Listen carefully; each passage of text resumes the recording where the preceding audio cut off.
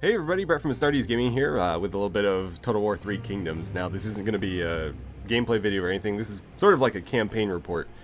I just didn't have anything else to, or I didn't have time to record anything else for today's video, so this didn't take me any time to do other than the couple minutes to sit here and talk to you about it.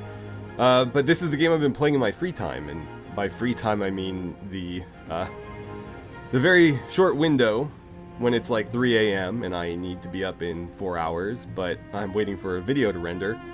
This is what I've been playing. And this campaign was kind of a funny one in that I didn't ever really intend for this to be like a serious attempt at anything. I'm playing as Liu Bei on very hard romance settings, not records, so the heroes actually fight like heroes and not just, you know, generals. But, I basically went out of my way to just, like, not do what the game wanted me to do here. So, Liu Bei starts over, I think, like, right about here. They intend for you to take this iron mine as, like, the first thing that you do. I didn't do that. I defeated the army it kind of forces you to battle at the very beginning, and then I immediately cut for this river and sailed all the way across the map. And my goal was to take Chang'an here, where the emperor sits, the puppet emperor, and take it, and that's exactly what I did. Now this is funny because if you are familiar with the game mechanics, whoever holds the puppet emperor vassalizes the Han Empire, so that's these guys here. If I pan out, they're sort of this, I don't know what I would call that color, it's almost like a khaki, kind of greenish, whatever. The gray is me though, and then the khaki is them. They hold most of the territory on the map because they're, you know, the previous ruling faction essentially that the emperor controls. But if you control the emperor, you control them. Liu Bei has an ability through his little unity powers where he can take Han Empire territory for unity. So if I walk up to, say, this city here, I don't have to fight them for it or, you know, conquer it or anything. I can literally just say, here's 50 unity, that city's mine now. Anybody else would have to fight the Han Empire for their territory, or if they vassalize the Han the way that I've done, I think they can pay a certain amount of money, but because I'm Liu Bei, I can do it for free. I just pay unity, which you can see I'm swimming in. I have like, how much do I have? I'm not sure where it tells me ultimately how much it is, but the bar is nearly full. I have a lot of it. So I have no shortage of unity to throw at these cities. I've just let them kind of hang on to a lot of it though, because I just don't need that much territory right now, but ultimately I will, you know, collect a lot of that from them. But really what I was trying to do in this playthrough was abuse Liu Bei's unity ability. So through diplomacy, he can effectively confederate with anyone as long as he can convince them to do it. So, for example, Yuan Shao here, welcome. I can offer unification. Now, he's not going to do it because he's got no reason to do it, but I can offer this up to anybody. Liu Bei's the only one that can do it. And so my goal is sort of in this playthrough to do like a Pokemon kind of try to catch them all strategy. And I've done pretty well so far. I've gone to great lengths to collect all these characters, but as you can see, Zhang Fei and Guan Yu you start with, but Gongsun Zan is the leader of his own faction. I've managed to collect him. Zhao Yun is sort of like Gongsun Zan's lieutenant. He's in his faction, but now he's with me. Dong Min is the leader of the faction that the tyrant Dong Zhao controls.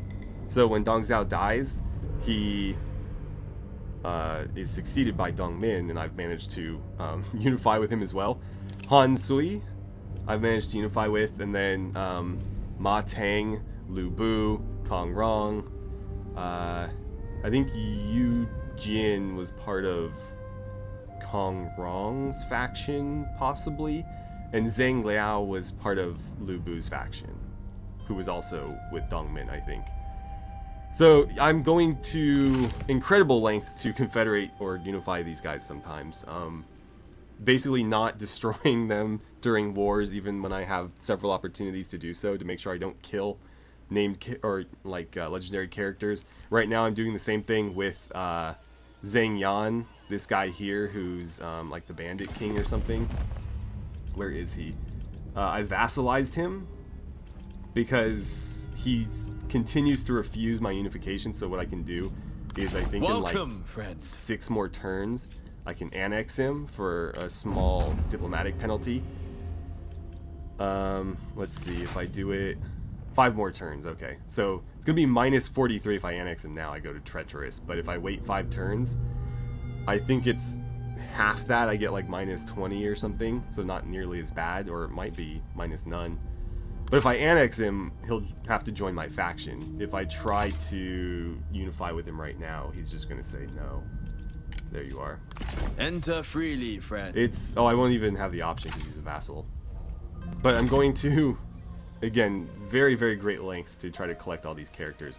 Cao Cao is the one I've been trying the hardest to get, and he just refuses. I think he's a vassal of Yuan Shao right now, but he just will not give in. He hates me something fierce. But I'm trying really hard to get him into my faction because I want to make him either my prime minister or like my chancellor or something. Ma Teng has been kind of a waste so far, if I'm being honest. But I'd like to get him in here. I want to complete the set as much as I can. Like, Liu Bei was a pretty tough get. He almost destroyed me a couple times because being out here, it's pretty hostile territory in the early game, and it was very hard to keep our faction afloat out here. The only reason I was able to do that, I mean, if you're not familiar with like the starting settings, is Liu Bei is the only character that doesn't have a fixed starting point. He actually starts as just an army, and again, they want you to kind of conquer this iron mine and strike out from there, and that often puts you in conflict with Kong Rong, who starts over here. But obviously by not doing that, I was able to unify with Kong Rong because we had a much stronger relationship, and that's why I hold all of this now. By the way, my settlements are all an absolute mess because I got most of them through unification. So they have whatever the AI built, which is typically garbage. I've been doing what I can to throw food at people. Obviously I have a lot of food. I'm not using exploits where I've seen some people basically go into diplomacy, and what you can do is like, Sun Jian, how would you like to like have all of my food? Oh, I'm already offering him food. Am I selling you food? Not right now. Greetings. Okay. So you can offer people food for 10 turns. I can give him 46, for example. Then if I want to say, he can't give me any territory because we don't share a border. But you could ask them for territory. 30.6 is enough for probably 1 province. So you could buy like territory from them, and typically you buy the territory that is giving them whatever food they do have. And so then they're even more desperate for your food. And so I can say, you know, like, what do you have? Wow, you have nothing to offer me. Nothing at all. Give me something, man. Give me all of your money. Like, how much money can you give me? Okay, we'll just say 5,000. So, for example, I can propose this deal and he'll accept it because it's positive, right? So deal signed, he just gave me like all the money in his treasury for 10 turns of 46 food. But I can go right back to him, negotiate, and if I don't care about my trustworthiness, I can just cancel that. So regular food income, I can just say, nah, I'm not going to give you that food. Now, it's going to be a -5 to my trustworthiness, but that's really not that big a deal. You saw for that annexation, it was -42 or something. So I can just say, yeah, sorry, I don't want to give you that food anymore. And so I get my 46 food back, but I keep his money. And you can do the same with the provinces. As long as you're not doing something that's, you know, over time, like you don't want to trade food over time for money over time. But I can say, hey, you know, give me all your provinces for this much food, and then just say, sorry, not going to give you that food anymore. And too late, I already own your faction, basically. I've also been able to block Sun Jian in. Typically, he's kind of all on his own in the south here, and so he gets to be a fairly large faction if left unchecked. But the thing is, I've controlled the Han for pretty much the entire campaign, and the Han hold all the territory around him. So what's happened is he's been stuck there because he's had a decent relationship with me, and I control the Han, so he's had a decent relationship with the Han. He's got nowhere to go. So he's just this tiny little faction right here. It looks like he's expanded out to the southwest a little bit, but ultimately he's been like very much kept in check through no real intention of my own. It just sort of happened that way. Also, these factions in the center here have kind of he's actually grown quite big, Yuan Shu, so he might be my biggest conflict for emperorship, but ultimately I've grown very, very large without having to actually do any real conquest. I pretty much bought all of this. Actually, a lot of it came through unification with Dongmin. I've had to fight up here just because Gongsun Du has been a real pain in the ass, but I got him down to a single faction, and then basically I can walk my army down here and just tell the Han I want all these provinces now, and they'll just give them to me for unity. Yuan Shu has some territory. He's my ally at the moment, but he's also probably the second biggest threat against me besides Yuan Shu. So yeah, I mean, it's gonna be interesting. I'm pleasantly surprised with how this campaign turned out, because again, I had no real intention of doing anything serious with this. I was just kind of trying to play around, seeing how many characters I could collect, and what would happen if I completely abandoned what the game had intended for me and ran over here. And it worked out pretty well. I did have to make peace with Dongmin or Dongzhu because I just wasn't going to be able to defeat Liu Bei that early. But ultimately, it worked in my favor because they became this really weak faction up here that ultimately was happy to sell themselves for unification. So that worked out, and now I find myself just trying to basically deal with these little wars at the extremes of my empire. I'm a duke right now, so I think if I take like 2 more settlements, I become a king, which puts me in contention for emperorship.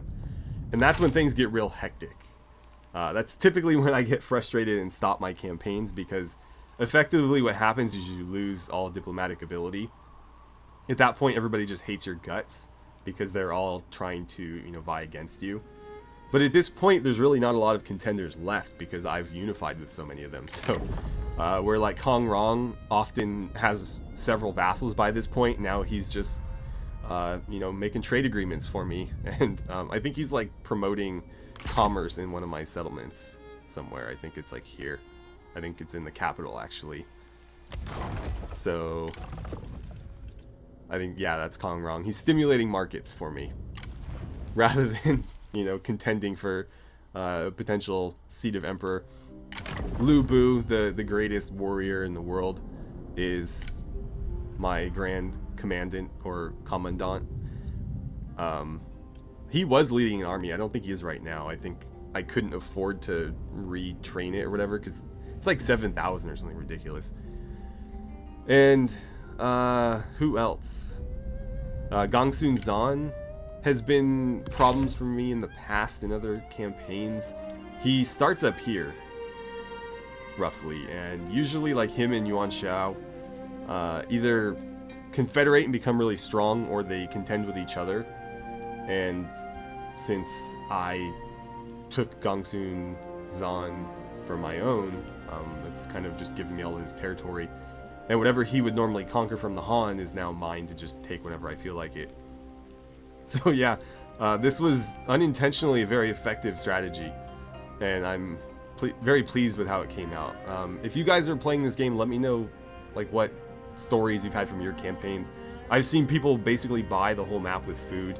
I've been trying not to exploit that too much, but I do use the food thing quite often. Though I don't typically cancel the agreements. I'll let them run out and then, you know, trade the food with somebody else. But yeah, just knowing, you know, for only a 5 penalty to your credibility, you can pretty much buy stuff for free. So if you're truly desperate, just throw some food at somebody and then cancel it. It's, you know, really not that bad. So yeah, I think next up I need to annex this guy in 5 turns and finish this war. Then I'll march on south, secure all this light green territory. I need to grab this too, I keep forgetting. But my army now is trying to go deal with this. And we'll probably swoop that all up too. And I think I trained this army up here specifically just to go grab those 2. Or I think that's just 1 at this point. Yeah, I trained this army just to walk over there and take that and then disband. That'll give me all that secured, and this territory is very difficult to assail because I have a lot of mountains protecting me. So it'll be very interesting when we go into the 3 kingdom stage, because I don't know who is going to be able to contend. Yuan Shao and Yuan Shu are the 2 biggest threats, but they're in the middle of the map, and my allies are everywhere. This guy's my vassal. The Han is my vassal.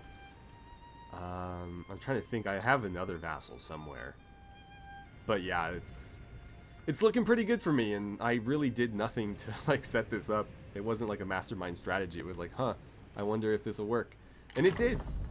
I have an entire council of...